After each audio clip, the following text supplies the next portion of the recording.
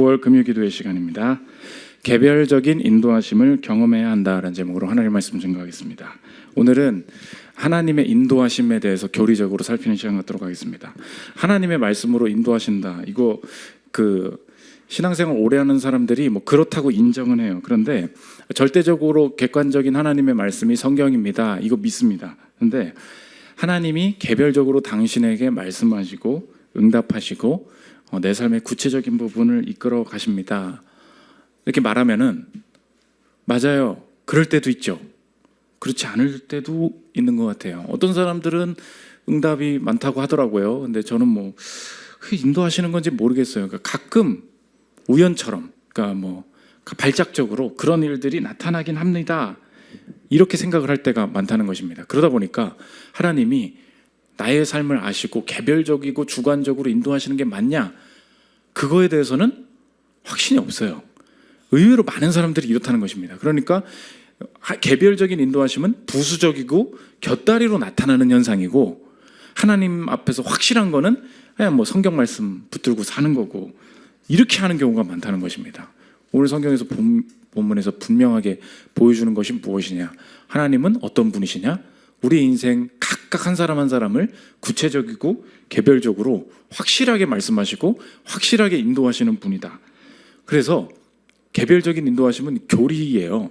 성경에 나오는 얘기고 내가 아멘으로 받아야 되는 얘기인데, 내가 이 말씀을 붙들고 이 절대적인 거, 객관적인 거 움직이지 않는 거죠. 그런데 개별적인, 주관적인 인도하심, 이거 놓치면 원리는 알아, 매뉴얼은 있어, 내 삶에는 열매가 없는 거죠. 왜? 구체적으로 이렇게 어떻게 적용되는지 이거에 있어서는 랜덤이다, 그냥 가끔 그런 거다, 이런 식으로 마음을 가져버리면 인도하심에 대한 사모함도 없고요, 어떻게 인도하심을 받아야 될지 준비도 없고, 그런 현상이 나타났을 때 분별도 안 돼요. 그러니까 실제적으로는 하나님 원치 않는 일을 결정할 수가 있다는 것입니다. 개별적인 인도하심이라는 게 도대체 뭐냐 살피도록 하겠습니다. 세 가지로 나눠서 살피겠습니다. 첫째로 살필 것은 인도의 개별성입니다. 성경에는 분명히 하나님이 자신의 백성과 개별적으로 인격적으로 관계하신다 말하고 있습니다. 오늘 본문이거든요. 16절 한번 띄워주시면 같이 한번 더 읽겠습니다. 시작. 내가 이르노니 너희는 성령을 따라 행하라. 그리하면 육체의 욕심을 이루지 아니하리라. 무엇을 따라 행하라고 하냐? 하나님의 영이신 성령을 따라. 그래서 기록된 말씀, 이 성경을 통해서 말씀하시지만 동시에 직접적으로 그 말씀을 기준으로 우리의 삶의 구체적인 부분에 있어서 말씀하시고 꼬집으시고 그 길이 아니라고 말씀하시고 인도하시는 분이 된다. 그래서 이 개혁교회, 그러니까 바르게 성경의 권위를 믿는 사람들이 꼭 인정해야 될 게 뭐냐? 교리적인 말인데 계시의 종결 이렇게 얘기합니다. 계시의 종결이 뭐냐? 하나님께서는 예수 그리스도가 이 땅에 오심으로 말미암아 하나님의 구원 계획이 다 드러났고 절대적인 하나님의 권위가 이 성경 안에 다 담겨 있다. 그래서 우리가 조금 살다 보면 성경 플러스 성경 시즌 2 이런 거 나오냐는 거예요. 그런 거 없다는 거예요. 완전하고 무오한 성경이, 하나님의 말씀, 예수 그리스도로 완성된 이 말씀이 이제 우리에게 주어졌고, 이제는 절대적인 이 권위, 그래서 이걸 인정하지 않는 사람들이 신사도 같은 분들이죠. 그런 분들은 어떻게 하면 지금도 어떤 사람한테 가면 그 사람한테만 하나님이 주시는 말씀이 따로 있다는 거예요. 그래서 그 인도하심을 받고 싶으면 거기 가야 된다는 거예요. 우린 그걸 믿지 않죠. 왜요? 계시의 종결을 믿는 거예요. 계시의 종결이 뭐예요? 하나님은 우리에게 주신 구원의 모든 확실한 말씀을 충분하게 이 성경을 통해서 완성시켰고 더 이상 다른 계시는 없습니다. 그래서 우리가 이 성경을 믿는 믿음이거든요. 그런데 여기서 잘못 가는 거예요. 이게 확실하다. 다 그러다 보니까 하나님으로부터 오는 이 말씀을 근거로 내 인생을 구체적으로 이끌어 가시는 개개인과 관계 맺으시는 하나님, 여기서 약해지는 거예요. 특별할 때 또 어떤 순간순간에 우리의 마음과 생각, 여러 감정들을 활용하셔서 우리에게 추가적인 인도하심을 하실 수 있습니까? 없습니까? 하실 수 있다는 거예요. 그게 이 정경과 동급의 계시냐? 그런 뜻이 아니에요. 정경은 종결, 계시는 종결돼 있죠. 이 성경의 절대적인 권위를 우리는 믿어요. 그런다고 해서 하나님이 이제 이 문자 외에는 우리에게 어떤 음성도, 어떤 마음도, 어떤 응답도 주실 수 없다. 이렇게 되면 틀리는 거예요. 그래서 오늘 막 열심히 기도해요. 근데 하나님, 제가 이 인도하심을 놓고 기도하고 있습니다. 제가 누구랑 결혼할까요? 이거 이직을 할까요 말까요? 막 하는데 하나님이 마음을 주시는 거예요. 이 말도 하면 안 되지 사실. 난 성경에만 써놨어. 저 대학 어디 갈까요? 말해주고 싶은데 나는 성경만 말할 수 있어. 성경에 있는 것만 다 해놨어. 종결됐어. 맞냐고. 제가 지금 우스갯소리로 하는 건데 이 지금 우리가 이렇게 착각하고 있다는 거예요. 이거 맞아요 틀려요? 아니에요. 내가 할 수 있는 말은 성경에 있는 것뿐이야. 이게 얼마나 딱딱한 하나님입니까? 그렇지 않죠. 성경이 우리에게 주신 절대적인 종결된 계시의 종결, 이 말씀이다. 맞아요. 그런데 그것을 기준으로 개개인의 상황에 그 기준으로 따질 수 없는 선과 악도 아니고 도대체 이 사람에는 결혼해야 될지 말아야 될지 어떤 세부적인 일에 대해 주관적으로 확실하게 인도하시냐 안 하냐 확실하게 인도하신다는 거예요.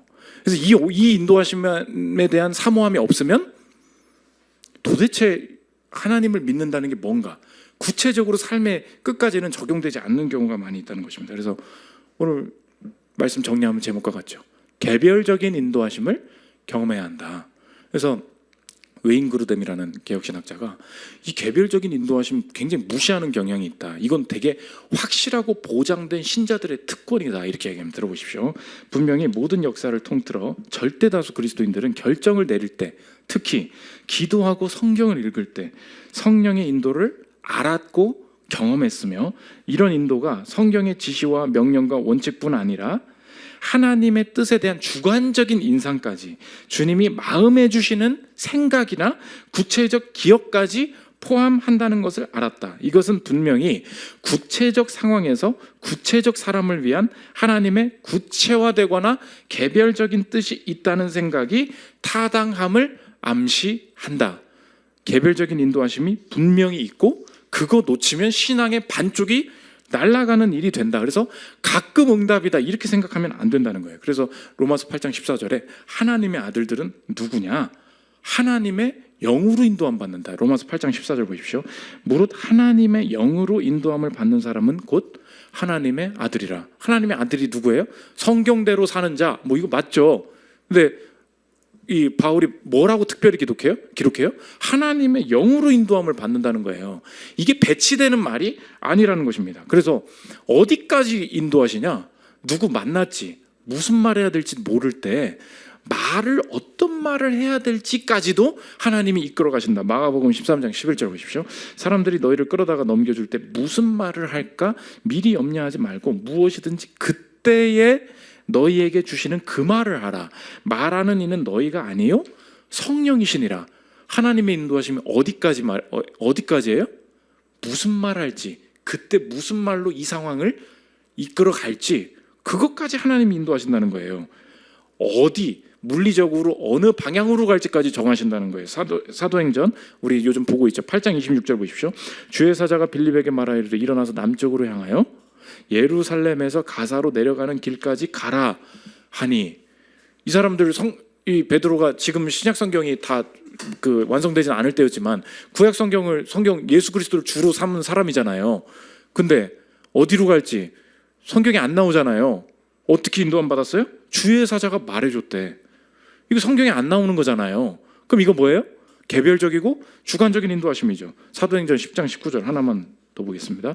베드로가 그 환상에 대하여 생각할 때 성령께서 그에게 말씀하시되 두 사람이 널 찾으니 일어나 내려가 의심하지 말고 함께 가라. 내가 그들을 보내었느니라. 누가 한 말이에요? 이 성경에 안 나오죠. 하나님이 개별적으로 그 사람에게 주셨다는 거예요. 그래서 오늘 우연이 아니고 가끔 들어야 될 것도 아니고 늘 사모하고 늘 구해야 될 것이 하나 있다면 그게 무엇입니까? 개별적인 인도하심이에요. 주관적인 인도하심이에요. 개인적인 인도하심이라고. 이 확신이 없으니까 늘 힘든 거예요. 불안하고 응답하실지 안 하실지. 때때 가끔 기분 좋으면 응답 주시는 것 같고, 지금 한 3년간 응답이 없는 분 있죠. 3년간 뭐가 뭔지 이런 게 아니라는 거예요. 성경을 믿는 것처럼 개별적인 인도하심이 있다. 실제로 최근에 저희 교회에 한 10주 정도, 한 두세 달을 인생의 힘든 것 때문에 교회에 계속 못 나오시는 어떤 신혼부부가 있었습니다. 근데 이 신혼부부가 애가 맞벌이를 하는데 애가 아파버리니까 봐줄 사람이 아무도 없고 부모가 다 직접 일하고 뭐 지방에 계시고 안 돼. 어떡합니까? 있는 휴가를 몇 개월 만에 몇 주 만에 다 써버린 거야, 양쪽이. 근데 양쪽 다 일을 엄청 하는 시즌이고 너무 인생이 죽도록 힘든 거예요. 그러니까 우리도 저희 목사도 이제 가끔 보이거든요. 그 사람 안 보인다. 몇 주째냐 이거 패턴 되면 안 되는데 너무 힘들었어요. 근데 한 2주 전인가요? 그 가정이 나온 거야. 제 성찬을 이렇게 나눠주고 있는데 그 자매가 온지 몰랐어요. 근데 그 자매가 딱 봤는데 왔구나. 근데 이상하게 막 눈물이 나는 거야. 제가 기억나십니까? 제가 축도하다가 질질 짠 적이 한 번 있죠. 축도하다가 예배 시간에 막 엄청 운 적이 있어요. 근데 아니 오랜만에 나왔으면 나온 거지 그게 뭘 웁니까? 전 진짜 그런 거 싫어하거든요. 막 억지로 막 감정을 짜내서 요 타이밍에 울어야지. 그럼 성도가 감동하게. 전 T입니다. T. F가 아니에요. 그런 거 가지고 막 조작하는 건 나 제일 싫어한다고. 근데 너무 막 주체할 수 없는 눈물이 나오는 거예요. 이상하다. 오랜만에 교회 나왔으면 나온 거지. 이상하다. 막 술을 든데도 막 너무 힘든 거야. 그분 보는데. 근데 그 주에 끝나고 이제 카톡이 온 거예요. 내가 이제 허락 받고 가져왔어요. 뭐라 그랬냐면은 처음에 이렇게 다 가져오진 않았는데 목사님 축도 시간에 마지막에 해주신 기도 정말 감사드립니다. 저도 일부러 목사님 눈 안 마주치려고 했다는 거예요. 근데 사람인지라 애가 너무 아프니까 너무 지쳐가고 내가 신앙 다 잃은 것 같다 그랬다는 거예요. 근데 그 눈물이 내게 힘이 됐대. 왜냐하면 내가 교회 처음 왔을 때 당신이 어떻게 했는지 아냐? 들어보십시오. 저는 막 신앙생활하는 중에도 성향이 은혜 받은 걸 겉으로 표현하는 걸 잘 못하는 편인데 어제 기도 가운데 함께 목사님께서 흘려주신 눈물은 제가 처음 한 사람 교회에 왔을 때 설교 시간에 흘리신 그 눈물 앵콧물처럼 잊지 못할 것 같습니다. 그 사람한테는 엄청난 사건이었다는 거예요. 왜냐하면 이분이 한 7년 전, 8년 전에 왔거든요. 딱 그때 제가 그 사람이 처음 온 날 누가 올 건지 어떻게 알겠어요. 그날 또 제가 짰나 봐요. 하필 그날 엄청 울고 그런데 하나님께서 그 말씀 가운데 나를 엄청 위로하시고 그때 신앙이 확 생긴 거예요. 그러고 나서 8년이 지났죠. 근데 그때가 생각나더래. 이 사람이 하필 이날 울면서 하나님께서, 그러니까 그 사람한테 하나님이 말씀하시는 방식은 뭐야? 늘 목사가 울면서 뭔가 그런 분위기 속에 말씀하시는, 누가 볼 때는 그냥 그 주에 누가 운 거죠. 근데 개별적으로는 아닌 거예요. 개별적으로는 그 사람한테는 꼭 울어서 위로받았다는 뜻이 아니라 하나님이 내게 주시는 인도하심이 있었다는 거예요. 여러분 그거 느낄 때가 있죠. 제가 찬양할 때, 기도할 때, 뭐 말씀 들을 때 보면 그런 뜻이, 그런 의도를 가지지도 않았거든요. 목사님 어떻게 하셨어요? 뭘 알아? 몰라. 진짜 몰라요. 누구 팀에서 리더가 얘기했니? 아니 난 몰랐다고. 근데 그때 느껴지는 게 뭐예요? 예배는 공예배인데 같이 모였는데 개별적으로 말씀하시는구나. 이게 엄청난 축복이고 특권이 된다는 것입니다. 그래서 하나님의 개별적인 인도하심은 확실한 거죠. 이거 놓치면 안 돼요. 그러면 확실하게 인도함 받아야 되겠죠. 이걸 사모해야 된다는 것입니다. 두 번째, 인도의 분별입니다. 문제는 무엇입니까? 주변에 그런 사람 많잖아요. 자매님, 제가 하나님 말씀을 들었습니다. 주님이 저에게 자매님과 결혼하라고 말씀하십니다. 저는 주님의 말씀에 순종하겠습니다. 저리 가시오. 이렇게 하겠죠. 그렇잖아. 그러니까 언제나 주관적인 인도하심의 한계는 무엇입니까? 그게 계시가 아니잖아요. 그러니까 이건 정경이 아니잖아요. 그러다 보니까 내게 주신 이 방향인 거는 맞는데, 만난 것 같은데 이게 진짜 확실한가? 그게 오염이 섞여 있을 수 있다는 거겠죠. 그러니까 사람들이 성경을 귀하게 여기는 그 사람일수록 인도하심을 굉장히 경계해. 뭐 마음을 주셨다 그러면 아니야, 그 다 뻥이야. 이렇게 하다 보니까 너무 신앙이 메말라가는 거예요. 균형이 필요해요. 분명히 개별적으로 인도하세요. 근데 병행되어야 될 게 뭐예요? 분별해야지. 그러면 검증해야지. 객관적, 주관적 두 가지인데 첫째로 객관적으로 검증해야 됩니다. 객관적인 게 뭔가? 가장 객관적인 게 뭐라 그랬어요? 절대적인 계시, 성경이죠. 그러니까 늘 먼저 성경 읽으면서 하나님이 이걸 기뻐하시는구나, 하나님이 이런 때 이렇게 일하시는구나, 이 원리나 방향들을 숙지하는 게 중요하죠. 이것도 인도하심을 내가 찾아가는 일부인 거예요. 어떤 분이 와서 그래요. 그 사람을 내게 주셨대. 결혼할 거래. 하나님 뜻인 게 확실하대. 누군데? 안 믿는데. 안 믿는 사람이래. 교회 다녀본 적도 없대. 근데 아무튼 확신이 있대. 그럼 뭐라 그래야 돼요? 너만의 확신이야. 주관적 확신이라 그래. 그거를 객관적인 거랑 검증이 안 되는 거예요. 어떤 분 그래요. 뭐 제가 많이 웃었는데 너무 교회 안에서 억압되면서 살았대요. 근데 우리 교회일 수도 아닐 수도 있고, 우리 교회일 수도 있고 아닐 수도 있고 그렇습니다. 아무튼 그런데 어떤 교회를 가니까 너무 내가 자유함을 얻었다는 거예요. 그리스도께서 나를 사랑하시고 죄인을 구원하셨다는 걸 너무 깨달았다고. 그러면서 뭐라 그러냐, 내가 혼전성관계를 안 하고 참았던 게 이렇게 억압이었다는 걸 깨달았다는 거예요. 앞으로는 자유하려고 한다고. 내가 간 떨어지는 줄 알았어요. 내가 미안합니다. 네, 우리 어떤 분이 있었다고. 그때 우리가 느껴지는 게 뭐예요? 객관적인 거랑 안 맞잖아. 하나님이 원하시는 게 아닌 게 너무 뻔한데 기본이 안 돼 있는 거죠. 객관, 분명히 여기서부터 일단 사람을 미워해. 그리고 요거 살짝 요거 조작하면 큰 돈 벌 수 있대. 이 하나님 주신 게 분명하다고. 맞아요, 틀려요? 거짓이잖아요. 내 이웃에 대해서 거짓 증거하지 말라 그랬잖아요. 거짓말 하나님 싫어하시는데 그걸 인도하심이라고 하면 절대 안 되는 거죠. 객관적인 게 성경만이냐? 그렇지 않아요. 내 안을 보고 내 밖도 봐야 돼요. 여러분, 이게 중요합니다. 신자들 하나님의 음성을, 인도하심을 개별적으로 받는다고 해서 객관적인 상황을 무시하라는 말이 절대 아니에요. 여기서 사람들이 굉장히 이런 것 따라가고 신비하니까 막 무슨 그런 신사도 이런 게 막 많이 빠지는 거예요. 균형적으로 말해야지. 내 안을 보라고. 내가 뭘 좋아하고 내가 뭘 잘하는지, 어떤 상황으로 이끌어 오셨는지 보이는 건 다 봐야 돼요. 저는 서울에서 죽도록 헌신하겠다고 제가 다짐을 한 사람입니다. 왜냐? 저는 어느 다른 나라를 가면은 음식 적응이 너무 힘든 사람이에요.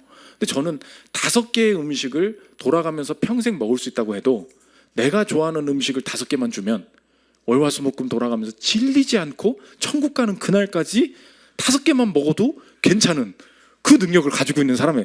나는 지겹지가 않아요. 그거 대신 그걸 줘야 돼. 딴 걸 주면 안 되고. 갑자기 쌀국수 먹으러 가자 그러고 갑자기 이거 필요 없어. 저도 일본 설교 이번에 갔을 때 전 솔직히 말하면 첫날 공항에서 첫 끼 먹을 때부터 질렸습니다. 소고기 무슨 철판볶음밥이 나왔는데 김치도 없고 간장 베이스로 나왔거든요. 거기는 고춧가루가 없는 거 아시죠? 다 간장이야. 딱 먹는 순간 3년 전 선교 갔던 그 간장이 생각나는 거야. 또 간장이구나. 진짜 이거 4박 5일을 어떻게 버티냐. 딱 첫 숟갈 먹을 때부터 그랬거든요. 그럼 나는 어떤 사람이에요? 이거 되게 힘든 사람이잖아요. 그럼 어떻게 해? 난 그거 확신해요. 제가 진짜 기도한 거 있어요. 처음에 개척할 때, 주님, 저를 선교사로 보내지 마십시오. 죽도록 서울에서 내가 이 영혼들을 건질 테니까 여기서 열심히 하는 대신 내가 음식 때문에 힘들지 않게 인도해 주십시오. 근데 하나님이 자꾸 그쪽으로 보내셨다. 그거 이상한 거예요. 그 결이 맞아야 된다고. 내 안을 보라고요. 또 하나, 밖을 보는 것도 객관적인 분별 중에 하나예요. 밖의 상황들을 어떻게 이끌어 가시는가, 어떤 환경을 열어주시는가 면밀하게 분석해야 돼요. 그냥 하나님 뜻이야, 그렇지 않습니다. 객관적인 게 있죠. 우리 교회 처음에 구할 때 4주라 그랬어요. 우리 교회 공간을 어떻게 구하냐, 4개의 주가 필요하다 그랬어요. 공간이 어때야 되냐, 4가지 조건인데 주의를 쓸 수 있어야 된다. 주방이 있어야 된다. 주차장이 있어야 된다. 원래 우리가 쫓겨났던 곳에 주변, 서울대 입구 주변이어야 된다. 주 4가지 필터를 걸은 거예요. 어딜 못 가거든. 그래서 여기 온 거예요. 주방이 있잖아. 주의를 쓸 수 있잖아. 서울대 입구 주변이잖아요. 그거를 가지고 검증을 다, 주차장 길가에 몇 개 되더라고. 일단 주차장이 있잖아. 그렇게 왔어요. 근데 길가에 될 수 없을 만큼 갑자기 사람이 늘어났죠. 그럼 이제 여기서 봐봐요. 어디에서 교회당을 구해라. 성경에 나와요, 안 나와요? 안 나온단 말이야. 그때 받아야 될 게 뭐예요? 개별적인 인도하심이죠. 또 기도를 했어요. 그때 그러면 객관적으로 걸러야 되는 게 있죠. 사람이 더 많아졌어. 그러면 하나님이 이끄셨대. 너무 공간이 좋아. 근데 주차장이 없어. 이게 응답입니까? 아닙니까? 아닐 가능성이 크죠. 그렇게 봐야 되죠. 근데 이 객관적인 걸 무시하고 하나님이 이거 주셨대. 그렇게 하면 안 되는 거예요. 그러면서 정말 좋은 데 있었거든요. 갔더니 SUV 자리는 2대밖에 없대. 우리 교회 사람들 다 SUV 타고 다니는데, 큰 차는 들어가지도 않는데 세단 중에 작은 세단만. 다들 요새 큰 거 다 타고 다니잖아요. 여긴 아니다. 그럴 때 하나님이 어떻게 이끄셨냐? GS 마켓 아시죠? 몇 년 동안 이거 몰랐어. 근데 이게 근데 위에는 아파트인데 밑에는 상가잖아요. 그래서 모두의 주차장을 보면 안 나와.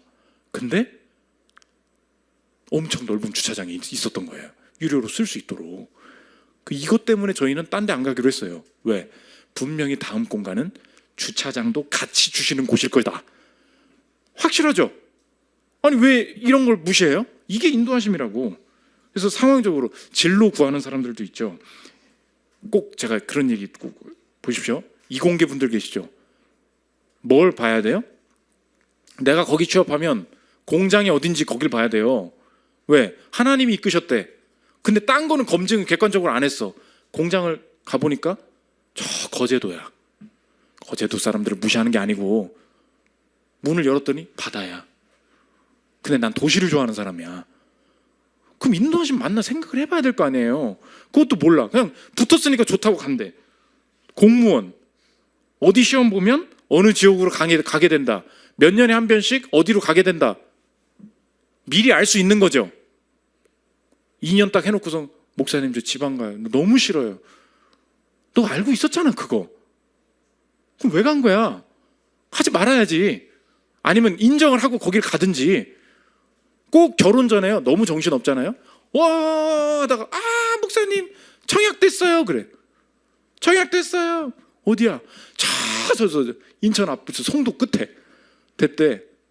인도하시면 뭐 가. 근데 교회는 여기로 이끄셨대. 여기에 뼈를 묻을 거래. 안 맞잖아. 안 맞잖아요. 이해되시겠죠? 그래서 객관적인 거 먼저 봐야 된다. 2번, 주관적인 인도 분명히 있다. 성령이 개별적으로 이끄실 때 분명히 주관적인 걸 건드리신다. 그래서 주관적인 게 뭐가 있죠? 마음, 생각, 영적인 거. 이 모든 게 주관적인. 그래서 이 주관적인 게 진짜 있구나 알고 분별해야 된다는 것입니다. 바울이 가려고 하는데 내가 마음이 편하지가 않아. 그래서 내가 딴 데로 갔어. 그런 기록이 있어요. 고린도후서 2장 12절 보십시오. 내가 그리스도의 복음을 위하여 들어와 이름에 주 안에서 문이 내게 열렸을 때 내가 내 형제 디도를 만나지 못함으로 내 심령이 편하지 못하여 그들을 작별하고 마게도냐로 갔노라. 내가 원래 하던 계획이 있었는데 디도 생각이 너무 갑자기 나는 거야. 그래서 마음이 편하지 못해서 갔대. 이게 뭐예요 이 사람 바울? 개별적인 인도하심을 받은 거예요.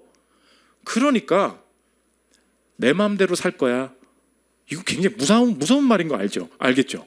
하나님은 마음의 생각을 주세요. 그리고 나를 진짜 이렇게 마음에 불편하게 막으세요. 사도행전 16장 6절 보십시오. 성령이 아시아에서 말씀을 전하지 못하게 하시거늘. 아니 말씀을 전하는 게 뭐가 죄야? 근데 그걸 못하게 하시는 경우가 있다는 거예요. 그러니까 객관적인 게 다 맞는 게 아니라는 게 알겠죠? 아니 그러면 악을 행하는 게 좋아? 말씀을 행하는 게 맞아? 말씀을 행하는 게 하나님 기뻐하시는 일이지. 근데 어떤 상황에서는 하지 마. 너 여기서 하지 마. 이게 주관적인 것까지 가야 된다는 거예요. 그러므로 인생의 평생의 소원, 그리고 이게 정말로 중요한 것이구나 라는 거를 알 때 우리가 해야 될 기도가 뭐냐? 하나님, 내 마음과 생각이 온전히 하나님 앞에서 분별되고 그의 뜻을 깊이 순간순간 알아갈 수 있는 사람이 되기를 원합니다. 그게 바울이 빌립보 성도들에게 했던 기도인 거예요. 이거 오늘 붙들고 기도했으면 좋겠는데, 빌립보서 1장 9절 우리 한번 그 9절 10절 한번 읽겠습니다. 시작. 내가 기도하노라 너희 사랑을 지식과 모든 총명으로 점점 더 풍성하게 하사 너희로 지극히 선한 것을 분별하며 또 진실하여 허물 없이 그리스도의 날까지 이르고. 바울이 빌립보 성도들을 향한 간절한 기도가 무엇입니까? 너희가 지극히 선한 것을 분별하기를 원한다.